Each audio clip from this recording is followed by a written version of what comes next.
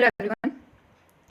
Last lecture में हमने 74th constitutional amendment act के बारे में पढ़ा। आज के लेक्चर नंबर 63 में हम बात करने वाले हैं powers and function of urban administration.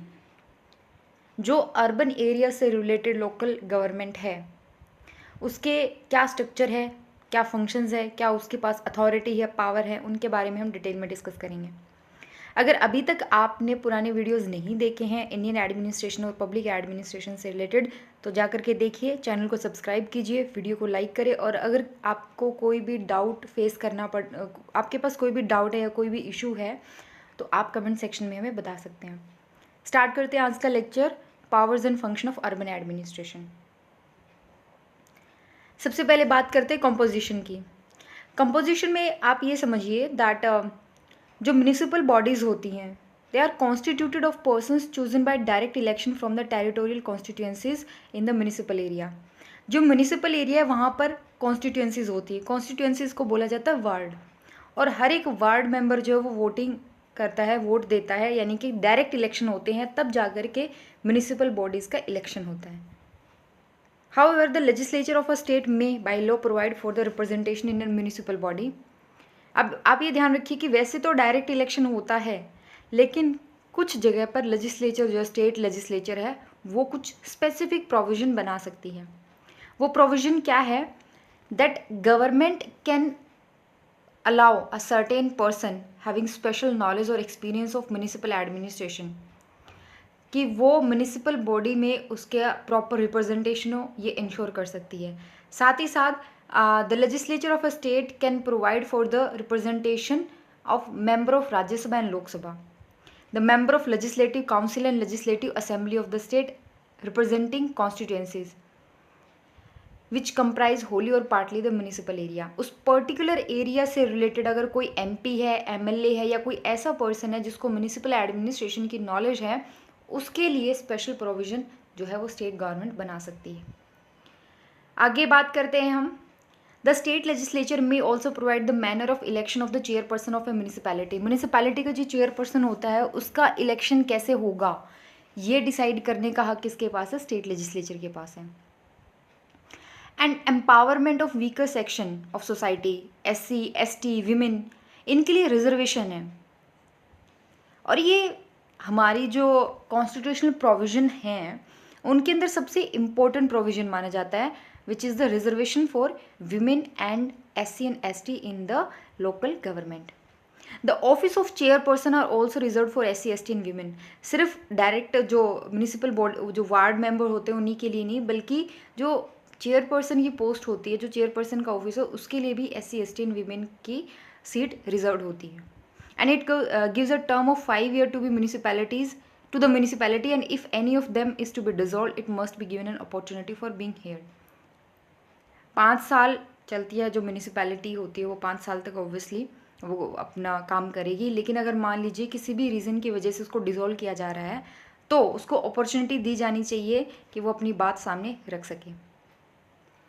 Function of urban local bodies, इसमें हम बात करते हैं, 2 फंक्शन है, वन इज़ डेलिब्रेटिव फंक्शन और दूसरा है executive function, right. So it is a common practice to divide the organisation of a corporation और a municipality into 2 part.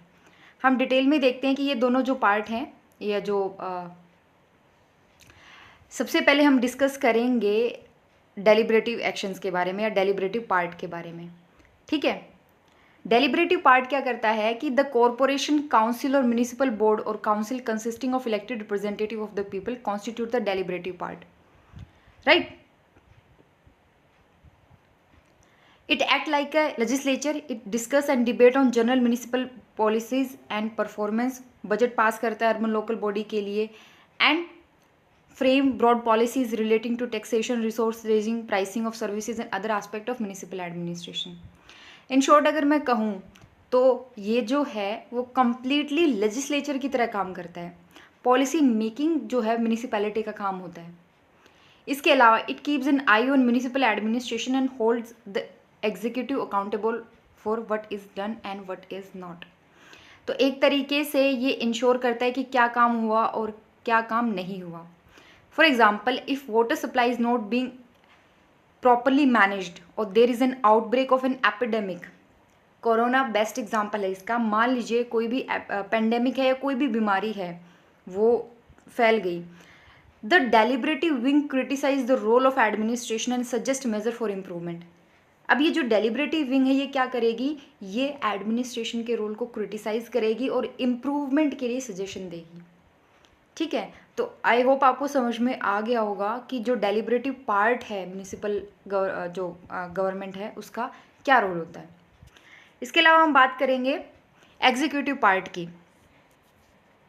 Executive part में क्या होता है कि that executive part looked after bye municipal officer and by other permanent employees.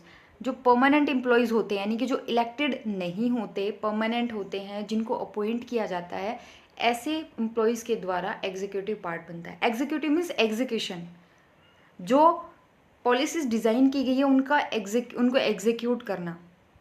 In the corporation, municipal commissioner is the executive head and all other departmental officer like engineer, finance officer, health officer etc.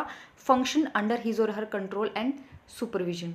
जो municipal corporations होती है वहाँ पर municipal commissioner जो वो head होता है, executive head होता है, और बाकी जितने भी ऑफिसर्स होंगे वो उसके अंडर या उसके कंट्रोल में काम करेंगे, उसके सुपरविजन में काम करेंगे। जो बड़े लार्ज कॉरपोरेशन होता है such as Delhi and Mumbai, right, the commissioner is usually a senior IAS officer. In municipality, the executive officer hold a similar position and looks after the overall administration of municipality.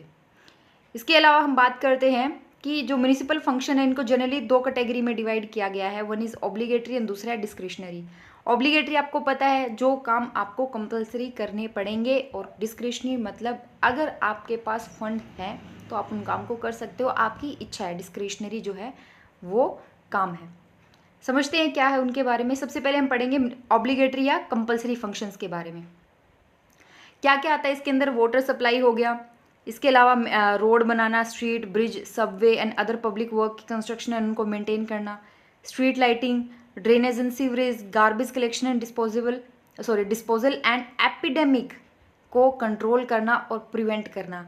ये क्या है, ये compulsory function के अंदर आती हैं। I hope आपको समझ में आ गया होगा कि कंपलसरी फंक्शंस में क्या है। अब समझते हैं कि जो डेलिब्रेट कुछ और हैं, कुछ कंपलसरी फंक्शंस और हैं, उसमें क्या क्या है। पब्लिक वैक्सीनेशन एंड इनोक्यूलेशन, ठीक है, ताकि बीमारी फैले ना, उससे पहले ही प्रिवेंट करने के लिए वैक्सीनेशन। देन हॉस्पिटल्स को मेंटेन करना, डिस्पेंसरीज को मेंटेन करना including maternity and child welfare centre. Food adulteration, जो खाने में मिलावट होती है वो चेक करना। स्लम्स को रिमूव करना, ठीक है। बरियर ग्राउंड जो होते हैं, शमशान घाट जो जिनको आप बोलते हैं, उनको मेंटेन करना। इलेक्ट्रिसिटी को सप्लाई करना और टाउन प्लानिंग। इसके अलावा in some states some of these functions में be taken over by the state government. कई स्टेट के अंदर ये जो काम है वो स्टेट गवर्नमेंट भी अपने अंडर ले लेती है, लेकिन वैसे ये म्यूनिसिपल गवर्नमेंट के काम हैं जो ऑब्लिगेटरी हैं, ठीक है। इसके अलावा बात करते हैं the discretionary functions are those that a municipal government or municipal body may take up if fund permit. These are given less priority and some of them are construction and maintenance of rescue homes, orphanage, housing for low income group, organizing public receptions and provision of treatment facility. ये सारे जो हैं वो discretionary functions में आते हैं। तो अभी तक हमने क्या पढ़ा कि गवर्नमेंट के दो काम होते हैं, वन इज़ ऑब्लिगेटरी, ठीक है, और दूसरा क्या था हमारे पास, डिस्क्रिशनरी था, ठीक है। डिस्क्रिशनरी में क्या क्या आता है, ये जिसमें अगर आपके पास पैसा है तो आप यूज़ कर सकते हो, अगर आपके पास पैसा नहीं है तो भी काम चल जाएगा, ठीक है।